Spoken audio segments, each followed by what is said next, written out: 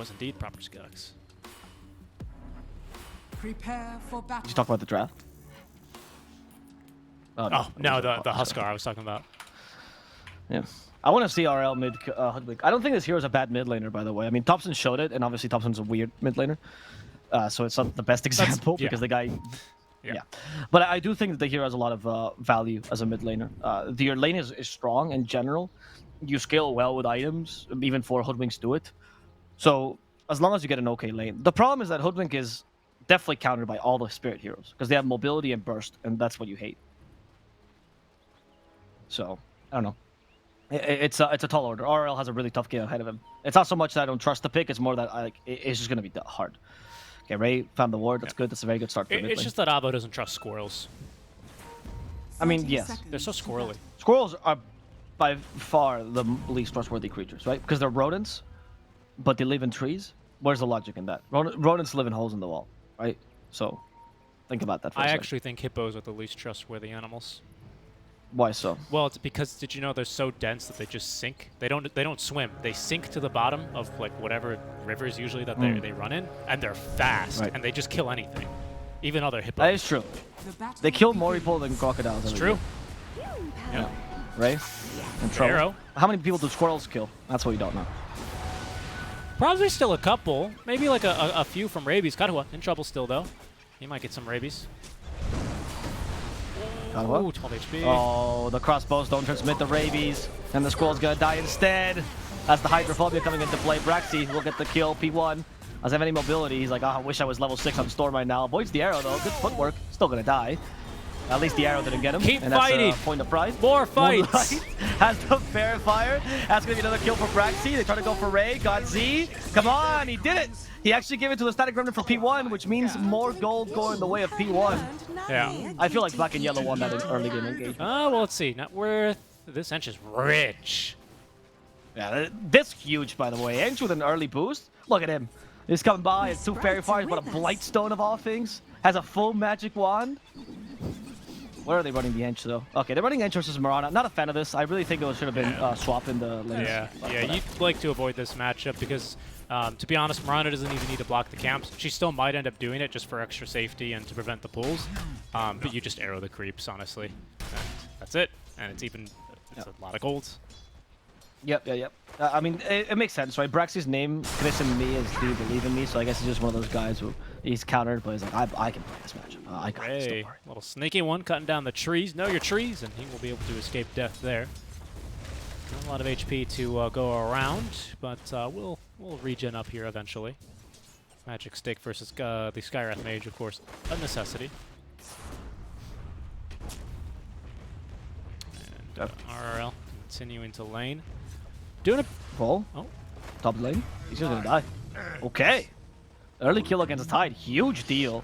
Tide versus CK, not that bad a lane, but it was kind of easy to finish him off. Yeah. Ray is also struggling in the bottom lane, as you mentioned. Got Z. Has one more Arcane Bolt in stock. Does he have the range for it? He does not. And Tugna is as fast as faster. It's actually kind of, I think, a deceptively bad lane, to be honest, for the Tide, especially because he is going for these early bracers, and I really think he should have considered a Ring of Protection. Reality Rift and the Blightstone puts him, at a lot of minus armor. Here we can see he's at -6, well, -4, right? When both are online, and yeah, that's a Tide. Normally he doesn't get bullied that hard. Anchor Smash level 1, sure. No points in Kraken Shell, sure, but this is also only, what, a level 1 Reality Rift and a Blightstone. Like, the damage will increase in this lane. Yeah, I think he needs to max Kraken Shell in this lane. I'm surprised he went for the Gush level 1 when he saw the Enchantress, right? Like, the Mirana is not going to do enough to be able to harass this. CK can just fight you head on. Obviously, Anchor Smash is great at dealing with CK, but CK is not getting hit by an Anchor Smash. He has nice turn rate and movement speed. So, Vol, I think, needs to play defensive Tide. Not a single point in Kraken Shell. He's asking to die, man. Yeah, they didn't hit him with the Reality Rift, so he still has at least positive armor. And the Anchor Smash is going to do a lot of work here, but not really versus Braxy, as he does avoid it. Vol at least maintains his life this time. Yep. Braxy's like, I'll heal you with my my nature tends. Even though it's kind of awkward to do this. Nah, it's not awkward. You just hold hands. You hit you with the move command, and Check Right, but then the attendants kind of prioritize anything in their range. It's weird because like Ninja just keeps getting healed. You're like, please stop healing me. I want my carry to take all my HP. Yeah, not a targeted heal. No, exactly. That's why you go for a Holy Locket to have the targeted heal. Oh, Braxy. I think Moonlight gotta be careful. Yep, the impetus. Braxy only went for 1 point in enchant. I like this. The single point is useful for the slow, but I think in this lane, if you max impetus, you're probably better off against Mirana. If you're gonna play this matchup, you might as well play RL in trouble mid lane. He went for the water rune. Godsey closed the door from behind. Ray's gonna TP on over where P1 is gonna actually die. Ray gets the final kill. RL almost dies to the vortex. Left as a parting gift from the storm, but he's gonna stay alive. And even gets the water rune to boot. Important to mention that Hoodwink scales terribly. Like, she doesn't have a good strength gain at all. But she does have a pretty nice base HP. It's not that bad. So in the early levels, getting the kill is not immediate, especially before Storm 6. You have to be a bit careful with that. Good rotation by Godz, I think. It was a good opportunity overall. They try to punish that, but you kind of need Storm to get his level 6 for Hoodwink's life to be ruined. Speaking of lives being ruined, Vol doing a little bit better now, level 2 Anchor Smash, which does negate a lot of this damage coming in, even if he is going to be still finally at minus armor. With the Bracer online as well, a bit tankier, a lot tankier even, and plenty of HP regen running. He's going to go for a double Bracer then into the Hooded Defiance. Okay. I think that's fine. It's like a bit of a lane-winning build. The Hood would be useful later to tank against the Sand King. You have two defensive offlaners essentially. Sand King is a bit better in his role, but it's kind of similar to what Tide Hunter does. 1 second stun. Shouldn't really be enough for the kill here, especially as he does get that Dispel. Just going to remove at least the Reality Rift. At least what should be said about Volt's build is that even though his laning is much weaker, with Anchor Smash you have a better mid-game. So there's some use. Speaking of weak laners, Zero's going to end up going down. Not Zero, of course. It's really Sand King, who's quite a weak laner. Yeah. Yeah, the Sand King is terrible. And against Tiny and Pugna, this is not a good lane. Even as Scarth Mage early is okay-ish against Pugna, or used to be, now with another ward builds, it becomes impossible to win this lane. And no matter how good Scarth is, it does not mitigate for Sand King. Check this out. They actually ended up blocking the side camp for P1, which is pretty substantial, because it didn't allow him to get that extra XP in between waves. Oh, yeah. And that means RL, of course, after the kill especially, did beat him to level 6. That's going to be an easy kill onto the Enchantress. Huge deal. Hoodwink's a good snowball hero for the mid lane. So here's level 6, though, after this range creep. For P1, that is. So now he's got Ball Lightning online. Little bit more kill threat here versus the Hoodwink. Actually, probably a lot more, to be honest. As long as he's got the mana. He's got a friend nearby as well. Godzi looking to potentially make a play. Raise a TP mid to refill the bottle.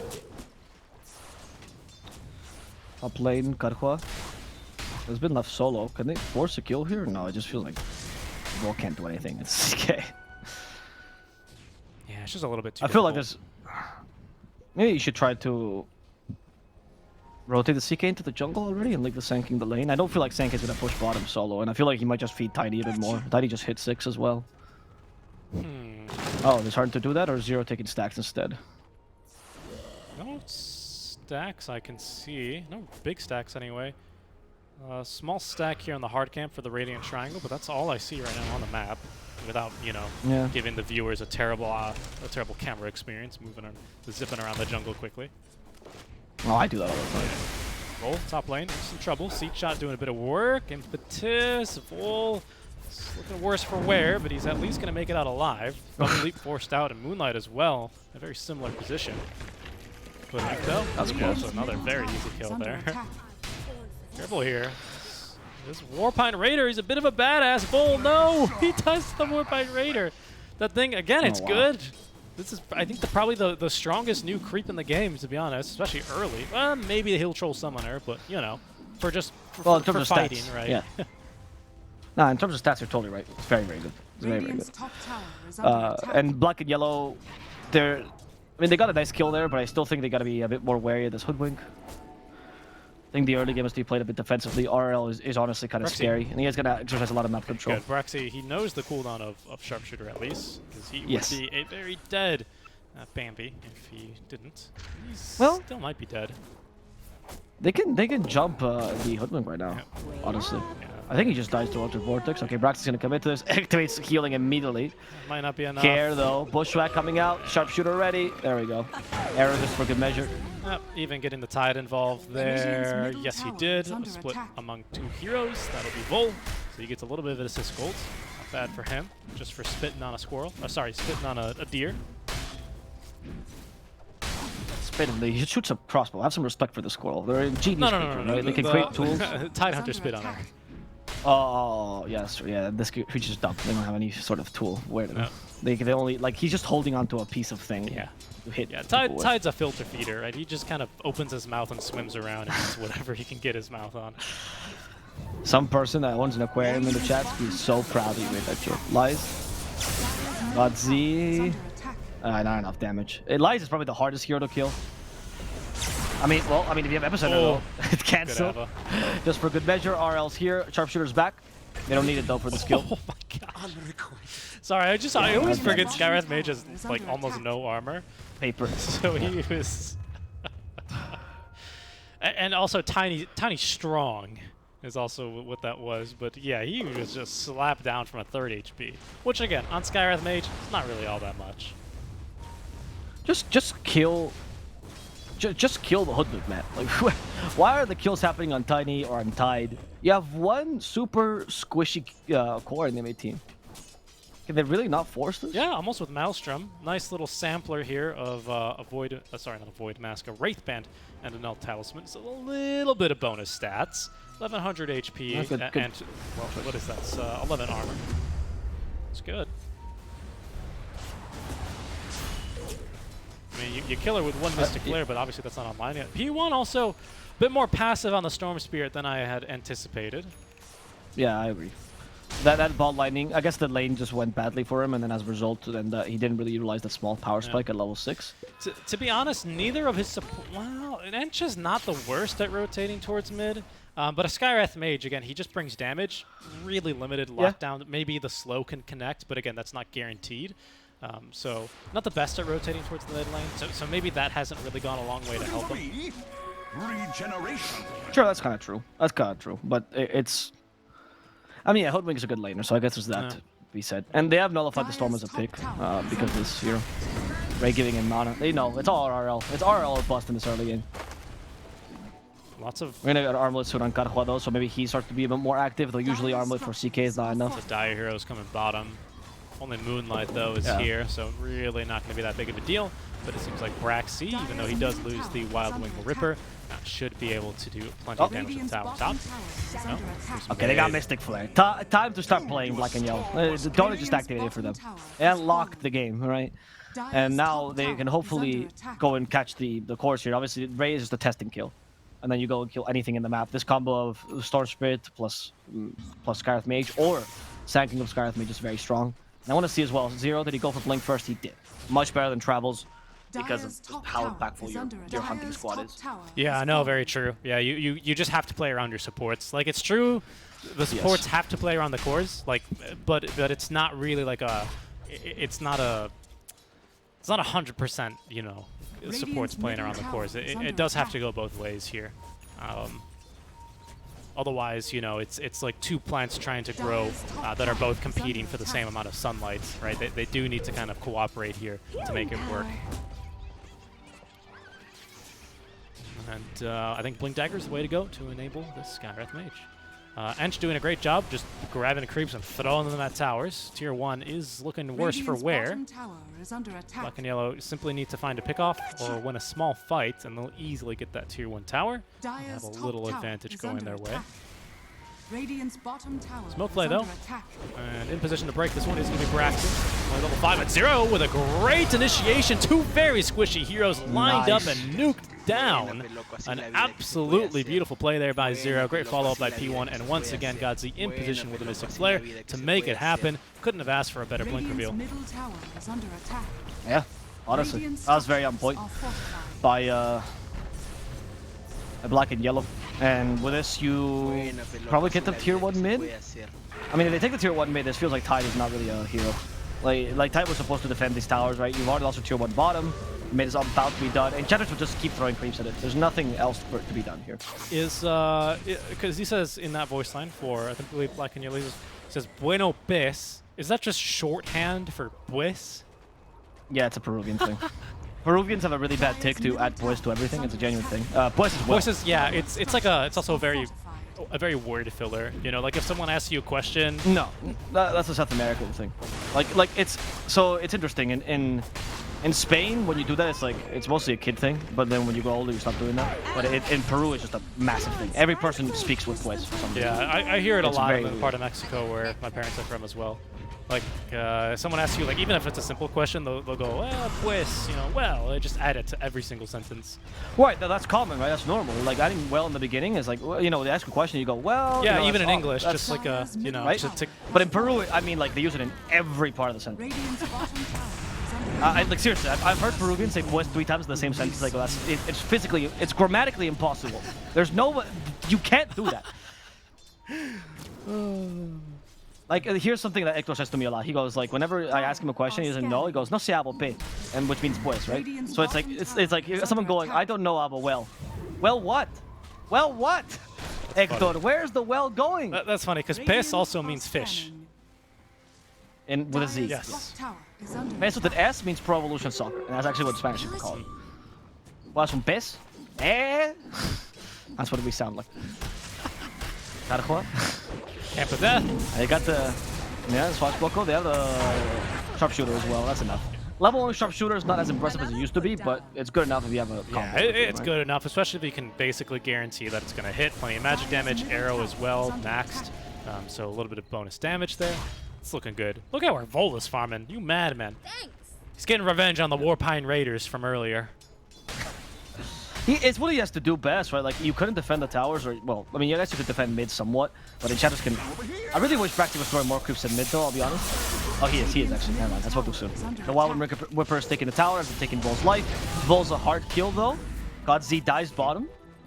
He was going solo with Zero to get one of those hunts, but unsuccessful. Zero has now been dusted. That Sandstorm is not going to help you. If anything, it's the turn. Bushwhack, max step E. He does. Sorry, max Burrow Strike allows him to get away. And now he finally took the mid tower, though. So it's still a win for Black and Yellow, all things considered. And that's why Vol's playing this aggressive, like, kind of farming pattern. There's nothing else you can do in the early game as a Tide, right? That and Ravage. But a lot of your early game got nullified by good plays by Black and Yellow.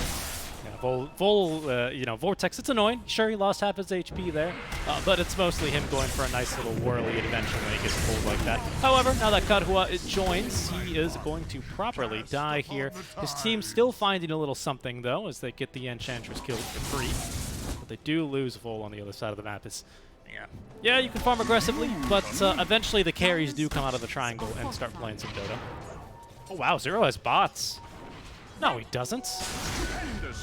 Yes, he does.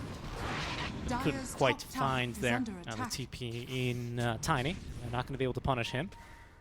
Would have been a pretty big pick-off, to be honest. 3 heroes there. Epicenter, cancel TP. I believe that'd be a dead Tiny. Couldn't quite catch him.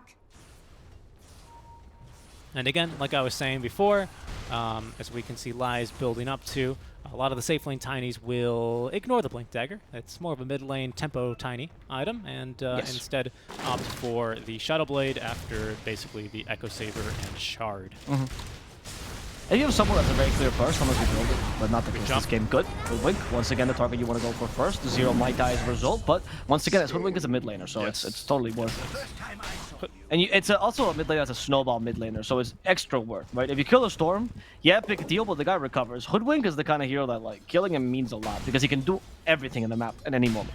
That's why the 4 Hoodwink is so good. They have good laning, you have a stun, so you can go for kills, and you have damage, so you can go for kills, and you also have, like, mobility, which means you can cut lanes. So anything that can be done on the map, Hoodwink can do it. She can even take stacks, right? That's why these 30 seconds that she's dead, super valuable. Yeah, especially with Maelstrom online, she can do it. Almost has the Rod of Atos, and then the Gleipnir recipe will be completed. Yeah, that's actually huge. A very strong item this game, right? Because you can cast it into basically just anywhere, and it will reveal invis units. For example, like Sand King. It's not blocked by a Lincoln Sphere, so Storm cannot avoid this either, without, of course, just zipping. So if it'll hit him, it'll hit him. It's great versus all the illusions, just for the active as well as for the passive. So yeah, it's a really good item this game. Yeah. very dead hero. A little bit of a disco show, courtesy of one as the Ravage is going to catch 3 heroes. Arrow finds Kadhua as well. That will continue to lock him down, and maybe they do. Okay. Not even just maybe, they do get the Storm. Lies, finds him, kills him, and that'll be GodZ dropped as well. Zero on the other side of the map is going to be the lone survivor of black and yellow. Very, very good. What's it called? Very, very good Blink Dagger reveal by the Tidehunter. Really, really on point. Volt there activating the Ravage exactly at the right time, utilizing the Bushwhack perfectly. RL is honestly giving a great performance on the Hoodwink. Even if he's getting killed, it's fine. Look at the net worth. That's the beauty of playing Hoodwink mid as well. You always are high in net worth. And now Tiny has enough space, right? Like Tiny is still an issue for the CK. They don't really have a way to deal with a Tiny this whole game, so he's gonna become a problem now when he comes online. And usually it's around the Silver Edge timing that you were talking about, or BKB, depending on your choice. Yeah, and I just... Oh no. Sorry, he's at his assembly in the Echo Saver for BKB. Not a fan of that. Oh, well, they see him now on the Shadow Blade, so it's going to be no surprise. And this could be a little bit of a punishment. And with the Epicenter running, they will pick up both kills there onto the Tiny as well as the Pugna. I did want to commend Elias previously, not on that Shadow Blade reveal, but on the previous one, on his Shadow Blade reveal, as he just immediately 100-0 the Storm. I mean, what a perfect catch, right? Now Storm's aware. Storm did dodge the Ravage. He was the only one that wasn't getting completely wrecked there by 5ManMidas, and instead he suffers the wrath of Tiny. Now he's got good progress on the BKB, but P1's still at least 1,000 gold away, so 5ManMidas reasonably will have one more fight where Ravage is still a massive threat, where this Tiny is still a massive threat to the Storm Spirit, and that's not how he wants to be playing this game, obviously. But P1, since the lanes, has not really had this game go his way. I do feel like the decision not to disassemble the Echo Saber to get Blink early for the Tiny, and CK is doing it, is going to cost him a lot. Honestly. The tempo for Kadhua is now good, and what could have been a game that was pretty much done, because Tiny starts to dominate, you have no space to farm, he kills every single hero, you don't have enough damage because most of your damage is magical, all of a sudden turns into a waiting game where Tiny's desperately trying to find farm to complete the BKB, and Black and Yellow has all the tools to just continue pushing you down.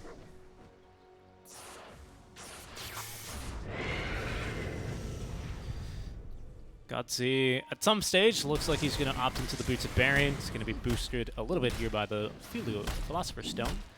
We'll take a little bit of time, though. And he's got actually the Blink and the Quick Buy first.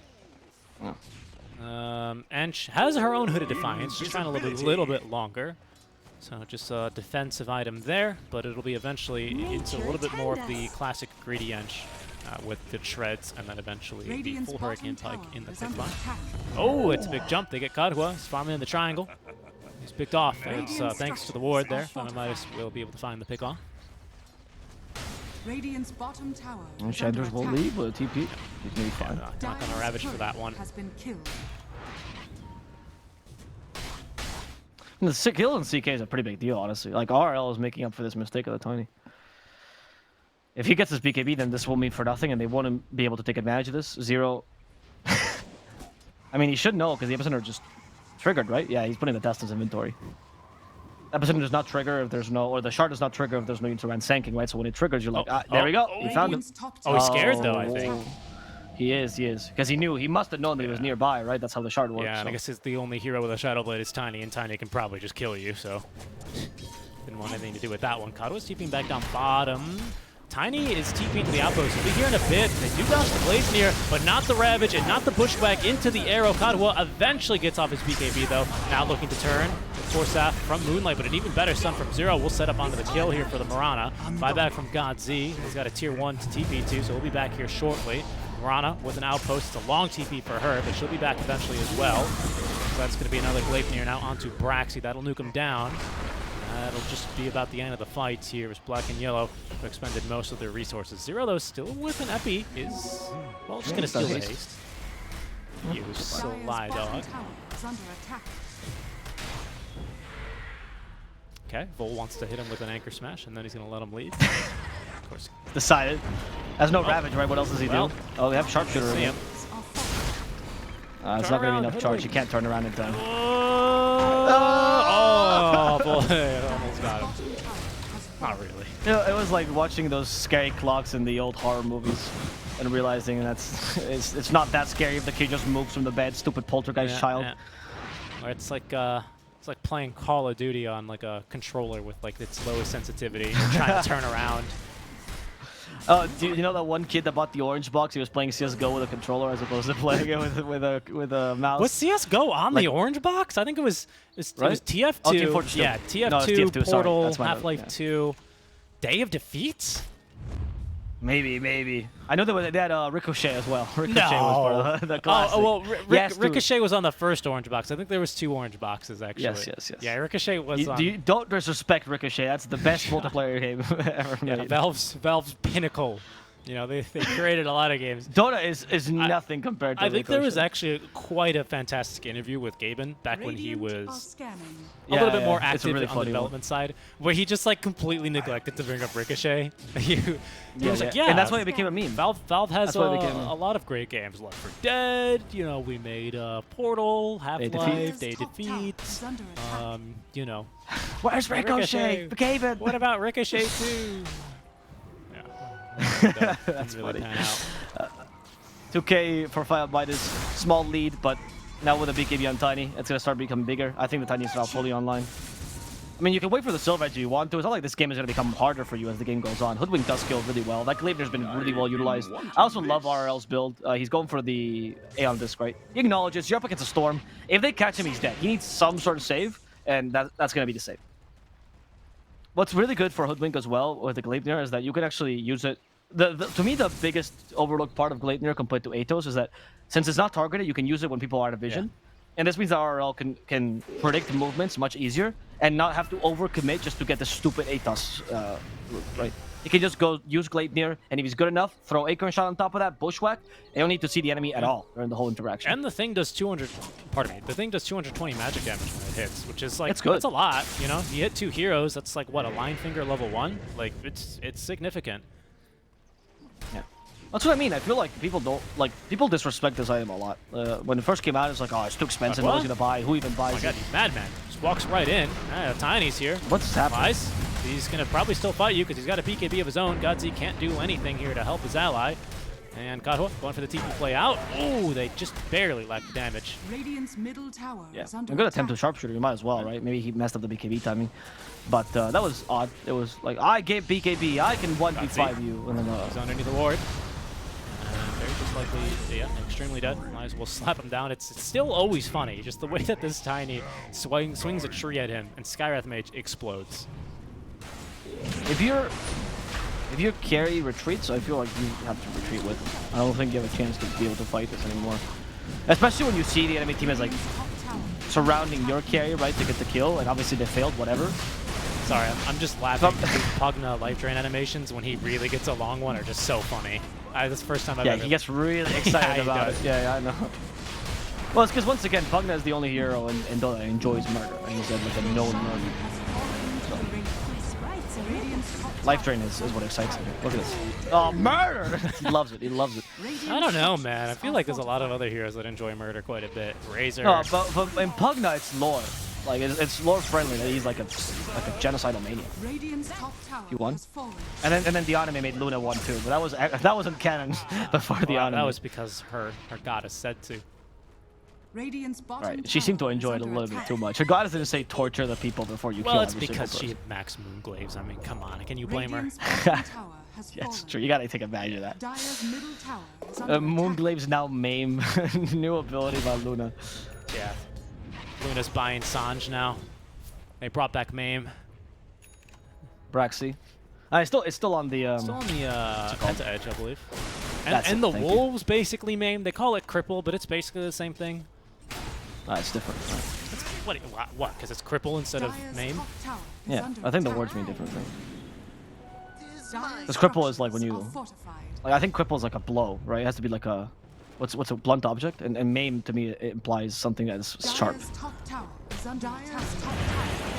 I don't know. Let me check it. Yeah, no, I don't... Well, there's always like the medieval weapons experts. Maybe it's because it's the D&D rules lawyers. It could be in the chat. So if you guys... That's why I ask. I genuinely want to ask the medieval weapons experts in the chat. There's always a one. We almost have Refresher on Tide, by the way. Big deal, because Vol's been a creep for the longest time. And I actually wanted to... It'd be nice for him to get something I thought he was going to go for an Acceptor so he can get a little bit more farm, because eventually RL, like, yeah, he's always going to be relevant. Okay, hello. This ward is still here. 1,000 damage for Godzi deleted. P1 has a DD rune. He's going to try and make a play out from this, and at least we'll get through with a Marana. They've also located RL and Zero with a fantastic epicenter. Well, find 2. Tiny's going to be all alone when he responds here. He did have, he has BKB, so he's going to TP in time. Okay, that's good. Ooh. But Lies did have BKB during that fight. We thought Tide didn't really have an impact, didn't have Ravage. Oh, sorry, no, he did have Ravage. He didn't. He used it. Oh, right, that's it. Sorry, that's my bad. Yeah, that's how he started the fight. It was so unimpactful that I forgot about it. Once they catch the Hoodwink in the bad position, it just feels like it's over for 5ManMidas. So I have to be really careful with the positioning. Black and Yellow did a pincer maneuver. I don't know if that was on purpose, but it was a really good idea, because that Hoodwink cannot survive those easily. She has mobility, but not safe to herself, right? She's not a Storm. Yeah. So if you catch her in the wrong position, she will die. And Storm and Sanking are excellent at hunting heroes and trees, right? Also, we mentioned the whole game, it just didn't really come into play, right? Because P1 and Zero were taking like a backline role, and they were kind of chilling around the Hoodwink, but now they feel like they're strong enough. That initial Ravage was also, like I said, it was uneventful, and I feel like maybe you need to concentrate on the Storm or the Sanking every time you get a Ravage. Those BKBs do make it much harder, though. Yes, they do. BKB durations are starting to run short. P1 down to a 6-second BKB.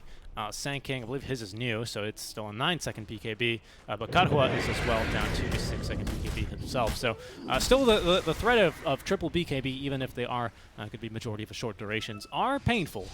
Ravage, of course, being blocked diminishes the impact Hoodwink can reasonably have in these fights. Acorn Shot will still bounce, but damage is a bit limited, especially when most of it comes from the Glapier. That's just Lies bullying Godzi. Don't worry about it. Just Tiny doing tiny things.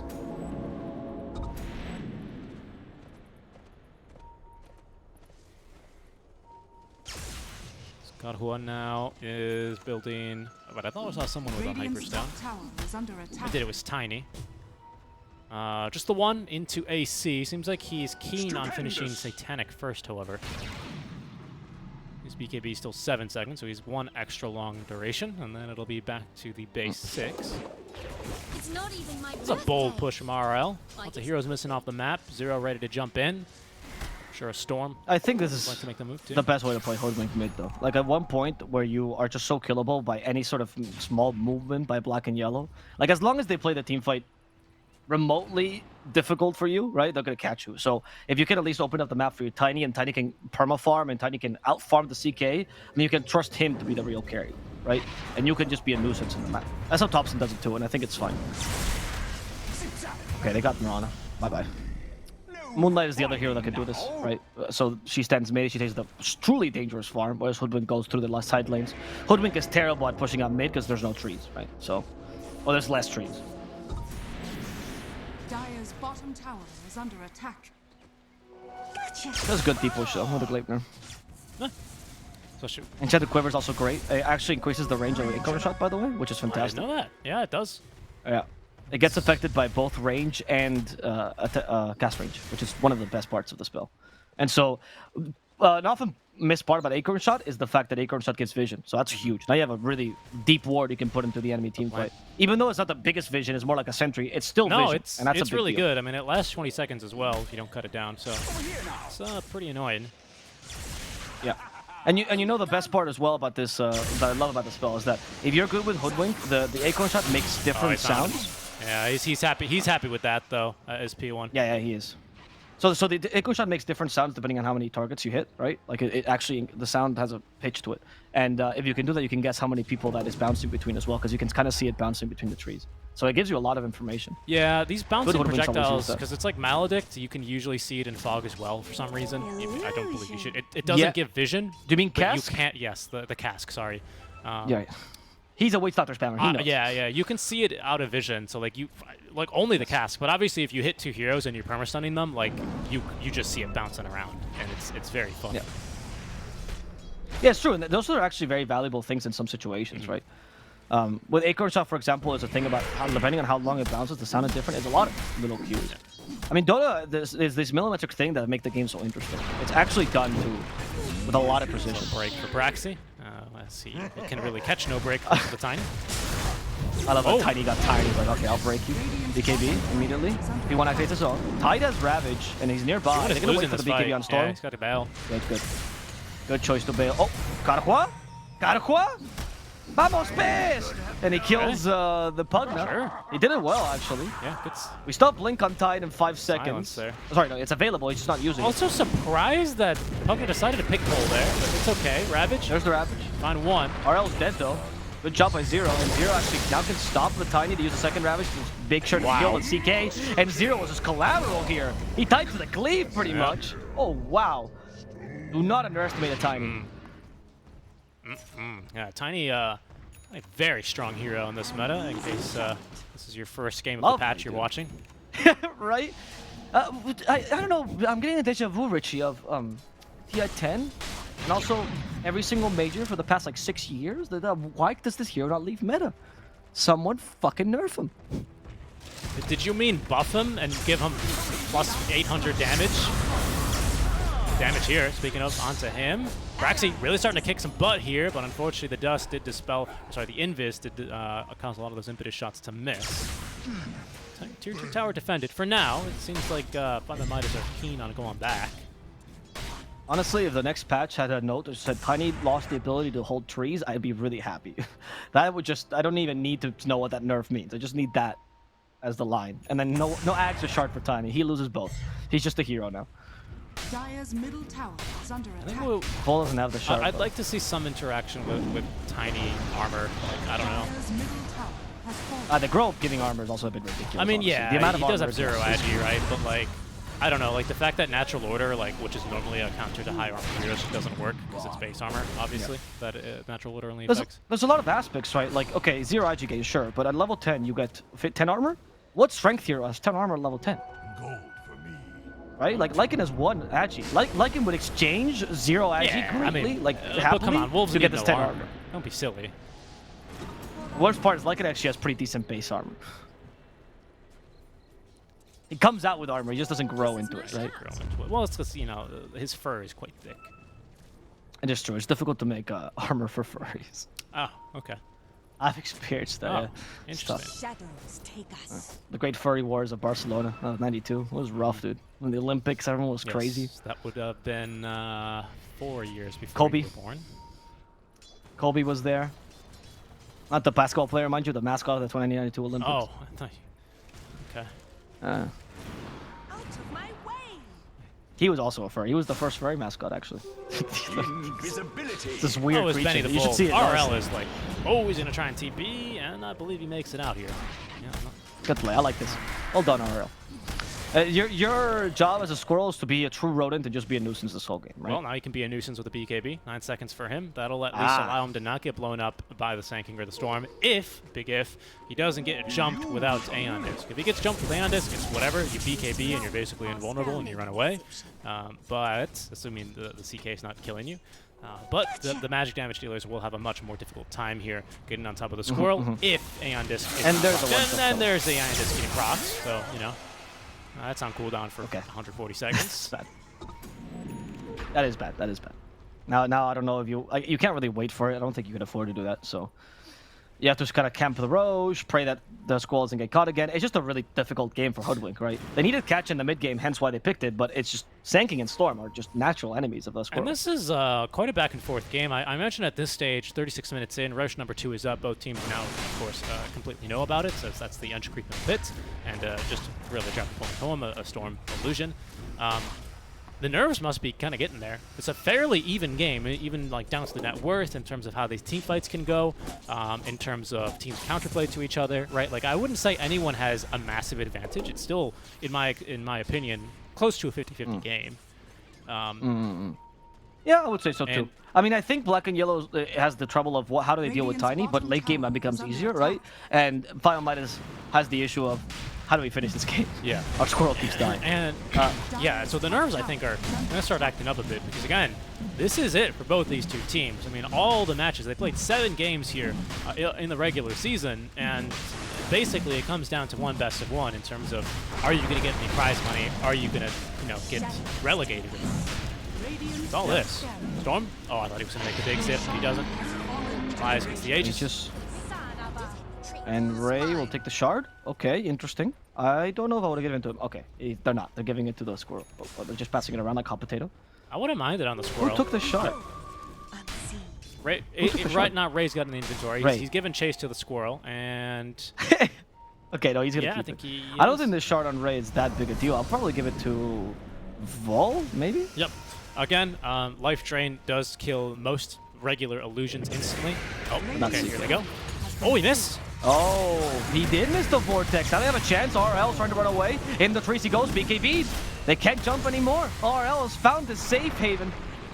Sounds like Leitner to continue this fight. Charges sharpshooter just for the break, and that's going to be Karakwa dead.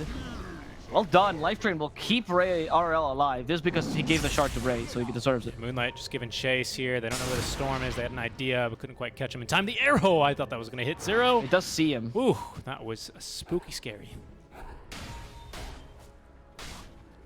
By the way, I want to point out that someone in the chat actually did tell us what the difference in name is. And naming is an injury that makes one unable to do battle. It's not a permanent injury. Although many that will take you out of battle will be permanent in those times. Yeah, fair. yeah. But like it is not a permanent injury. Thank you. I did not know that's really Compared useful. to cripple, which is a permanent injury. Is that the implication? Yeah, it has to be permanent. Okay. Yeah. I presume that's the implication. They didn't say that, but I think that's P1. Yeah, they did kill the Tiny immediately. First life. They did give the shark to Tiny as well, so now you have a little bit more push, which is nice. Not that you would need that with a Tiny, but oh, Ancient still did. He can't grab a tree, his biggest weakness. Okay, he's got a tree. He feels very uncomfortable, this Tiny, if he doesn't have a tree. It's his emotional support tree, basically. Feels a lot better. What's wild is that he has to speak to the tree to grab it, right? He can't just grab it. Just when he's silenced, he just can't. Disco show. Casual gem on the deck as well. That doesn't work. This doesn't give vision anymore. The ultimate strategy, just start life draining before they even go on you, and it kind of works. Lies.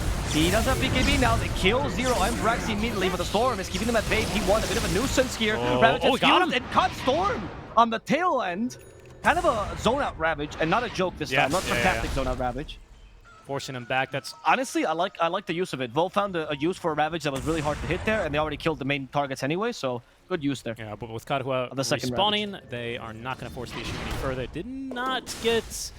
It's good damage onto the tier 3, but you know that's basically just 5 hits from Tiny, to be honest. So they can go back and get the tower quite easily, but considering that the Roshan was basically given to 5Midas for free, they didn't really get too much out from that. Forced a buyback out from 0. That's about it. Yep. Who spoiled that shot? Yeah, I don't know. I don't know if this is that great for 5Midas. I mean, they're getting good fights in and everything, but I do feel like eventually the itemization against Tiny will be able to deal with him. I'm looking for Scythes, though. That's what I think the next item should be. P1 is building his. 0's going for Shivas, fair enough. Are we going to see Scythe and Skyreth Mages? Not bad. I wanted to point out that Lies did hit 25. I've seen most Tinies, at least in the carry position, go for the 2 toss charges normally. He's actually opted for the Avalanche cooldown, which is, you know, it's a 6-second cooldown now. It's pretty good. Just a curiosity. Yeah, so the double toss is usually because you want to finish off the enemy core, right? But maybe he thinks he has way too much catch, and the Avalanche is more consistent, constant stuns in the fight, right? So maybe Tiny's recognizing that his bigger issue is not, I only need to burst Storm or CK or whomever. It's, I need to be useful in the fight after I do Smoke that, right? play, black and yellow. Could be promising. Oh, Moonlight. Oh, that arrow. That arrow was great. A little bit of luck. Not on purpose, though. Yeah, a little bit of luck, but he'll get out of this one. Had the Yule Scepter as well if he needed to on silence himself. RL. Luck is what differentiates successful people from non-successful people, so I think it's fine. Bottom tower is under attack. Don't you hate it when you shoot an arrow and all of a sudden a scorpion is just materializes right in front of your bow? It's the worst. So disrespectful. I hate when scorpions materialize anywhere. That's one of my scariest nightmares. Scorpions? Well, I actually don't mind scorpions, but they're scary. Like they will. They're not really the smartest creatures. They will like, and they feel threatened for really dumb things. Yeah, most reptiles, unfortunately, don't really spec into that They're much not intelligence. reptiles though, but they're arachnids, dude. They're arthropods. Are there arachnids? Yeah. I don't think there are. Also, They're arachnids. because I know they're arachnids for 2 reasons. First of all, because everyone calls them bugs, and I like to correct them. And second of all, because they're tasty, and arachnids are much better than bugs in terms of taste. You shouldn't be that Huge scared difference. of scorpions, though. They're actually kind of sissies versus humans. Not that good. Yeah, but I don't want them to make the mistake. Their core to core is pretty bad.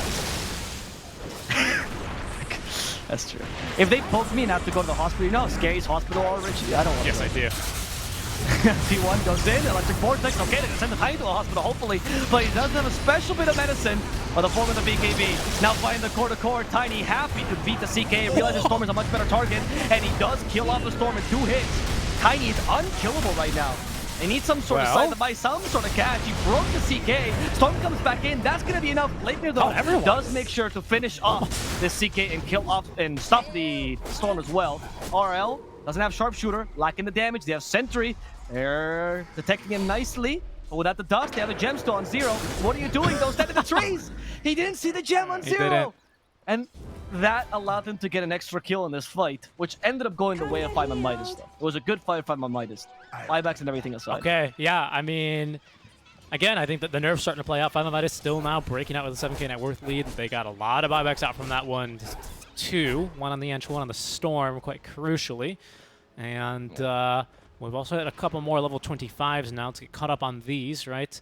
Karwa has had it. Vol now has the +1 second Ravage stun. I'm not sure what's up with Ice Frog, given these, 50% chance of Anchor Smash.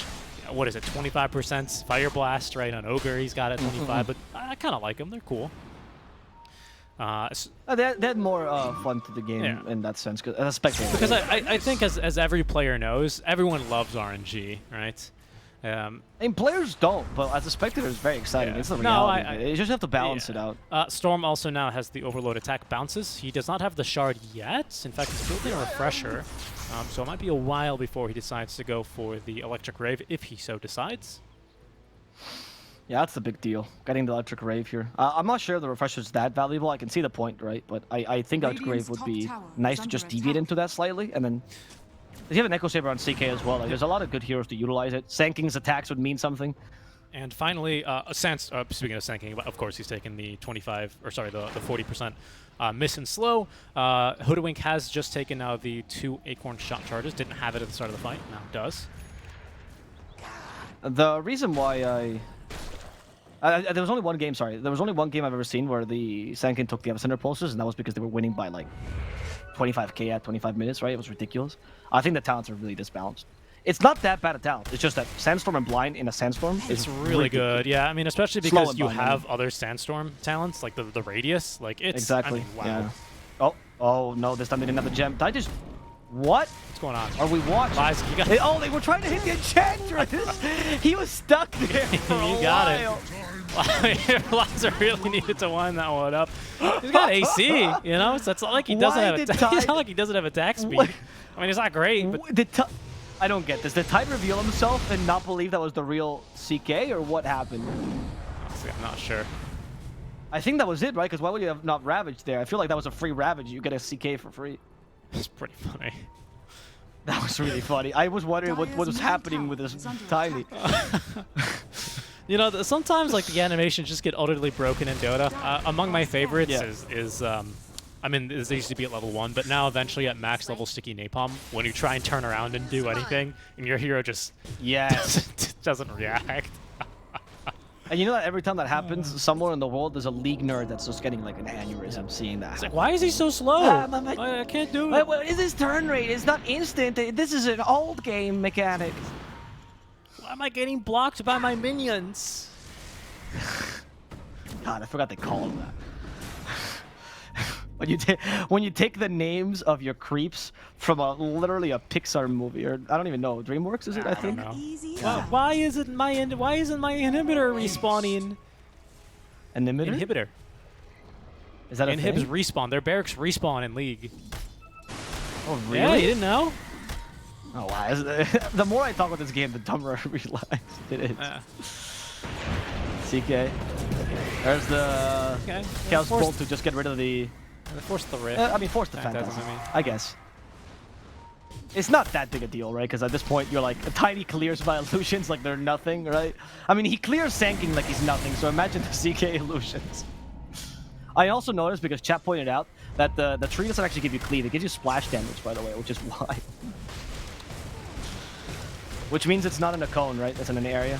That's the difference between the two spells. It's weird how Dota decides these things, honestly, randomly. Oh, Moonshard. I was That's Moonshard. Yeah. Moonshard and Leveler. Oh my god. Iceberg does not like black and yellow, huh? This attack speed is not accurate. He's got way more than 194. That's how you know that Iceberg is an MVP. X Shard? Sorry, X Blessing. One kick Vol. Once again, Cheese just left to whatever support picks it up first. Mm-hmm. And Any new heroes at 25? No. Moonlight's very close. Didn't go for Acceptor as Cube liked to. Oh, okay. Good Vortex. But Tide should still be able to get out of this one. She still has Ravage. She just walks away. Walk away, Volt. Yeah. Pretend like this didn't happen. The stun. Load absorbing. Oh. Lies. There's the Ravage, but only onto 0, and he missed it because he had BKB as well. Yep. RL. That's 2 and a Sprock as well. Ravage number 2 misses as well. P1, he gets off the BKB. Yeah. No Ravage hits for Vol, and now he's just going to die alongside his Pugna, alongside his Morana. Tiny fighting through this one. We can barely see him. He's kind of winning the fight, but a 4-second stun as RL is finished off by 0. Lies, yeah, certainly, I was about to say he doesn't make it out, and he doesn't. He is going to be the lone survivor of this fight, and probably just the last one to die. Down he goes. Oh, it's painful, unfortunately, there to miss both Ravages. Only one hero with buyback other than Vol, which is going to be the Tiny. No one else has buyback. They're all on cooldown.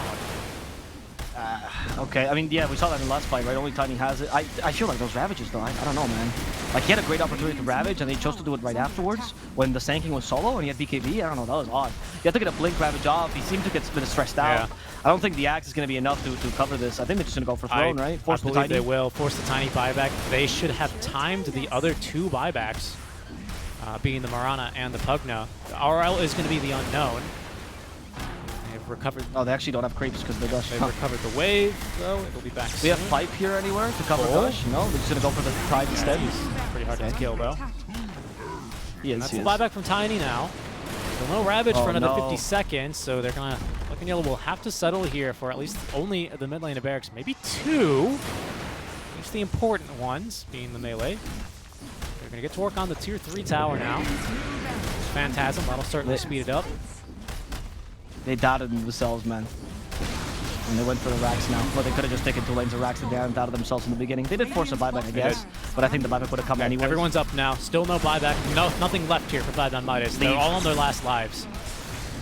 Leave Black and Yellow. There's no reason why you should stay here. You just got a miracle fight. Oh, I thought that was going to hit 0. It was pretty close. Almost blinked into it. Braxy TPing away. Couldn't find him. Didn't get the Yules off in time here as Moonlight continuing to chase, though. Has the Yule Scepter set up here onto the Sand King. He's got BKB, though. He's going to put that to use as he simply walks away. Arrow? Nope. Not going to hit him. Oh! That almost got Storm. And now, all of a sudden, a 10k net worth swing here in the past fights. This is perhaps the cardiogram for both teams playing in this match. A little up and down. Yes. We approach the 51-minute mark. It does feel like, judging by the fights with 5ManMidas, it's quite chill for them, though, right? Like, they go into the fights like, oh, a hero, I guess I'll smack it, right? They don't really seem to have any sense of urgency in these fights. I mean, that could be, that might be one explanation. I really do think Is the Phantasm the reason? You really think that's it? Phantasm? Sorry? Like, I just don't understand because these team fights take so long for them to like connect, like go in, stun, right? And I always wonder, is it because they think it's always an illusion or something like that? It's just odd. No, I just think it's plain nerves. You know, I think they're just so, honestly. I mean, who wouldn't be nervous? I think this is for a lot of these players probably the biggest Dota2 match that they've played. You know, as far as what the stakes are, $7,000, sure, but making it through Division 1 or not is kind of a big deal for a lot of these guys. Yeah, it is. It is. Again, it's what means the difference between getting to close qualifiers and not getting to close qualifiers. As a team, it just feels odd. For TI. I guess because for TI. Sorry, thank you for that. As a team, it just feels odd to be at the end of the year. Always used to open qualifiers, the Cinderella run. You have that last bit of hope. You know you're probably not going to make it, but that hope keeps you alive and keeps you playing. And then you don't even have the chance now, right? It's rough. It's rough. So it's even for the morale, so you don't retire as a team. I think it's important to get to those close qualifiers. Because even if you get last place at TI, it's already a lot of money. Yeah. You know? It is. Life-changing amounts, probably. The last matchup they had, by the way, was a 2-0 win in favor of 5ManMidas. When they met April 4th. So that would have been about the later half of the season. Yep. Buyback's coming off cooldown, though, for 5ManMidas. It's going to be the Tiny and the Tide, who fought back after that last disastrous fight for 5ManMidas, who are going to be lagging behind, both on gold as well as cooldown. All three cores, crucially for for Black and Yellow, do have theirs at the ready. I just thought as well, by the way, imagine these tiebreakers had gotten for further, right? Which they're not, but if they had, what happens if you're playing with a stand in the tiebreakers, right? All of a sudden you have to, you lose your stand in halfway through the tiebreakers, It'd be huh? a little stressful. Okay, Marana has hit level 25. Tiny's approaching 30. Ooh, the shotgun arrow. So 3 arrows now being deployed by the Marana. They're going for Shard now on the Storm Spirit. Oh, sorry, they're going for Orchid now on the Storm Spirit. I wanted to go for Shard, the Storm Spirit. I betrayed myself there. I feel like the extra damage would be really useful here to kill the supports. And I think if you get rid of the Marana, as you mentioned, because he's becoming stronger and stronger, especially in the beginning of the fight, huge win for you. Hoodwink is too hard now. With a BKB Aeon disc, no way you're killing her as quickly. But Marana, she's still vulnerable. No Aeon on her. Yeah. No BKB Just either. Yules. Just go for her. Yeah. Just Yules. Yules is not enough. Almost has a sheep stick online though. Again, doesn't just That's why. save for buyback. It's a smoke play for 5ManMidas. Black and yellow is smoked up and sweeping across the map. Okay. Vold knows if he gets the jump on them, it's gonna be easier. Okay, the ward wasn't set up there by Black and yellow. They probably don't have too many wards in stock. 5ManMidas finding it a decent jump here. Arrow is going to scout them out, though. Karuha is the first to be seen. There's the Blink Ravage, but Karuha's a bit too fast. They did refresh immediately. Karuha did BKB. He was expecting more. And there's the jump now from P1, but Aeon Disc, as well as BKB, activated for RRL. Karuha, he's got a second charge of BKB. RRL just ran right into him and is going to lose his life here. Yep. Got buyback. What?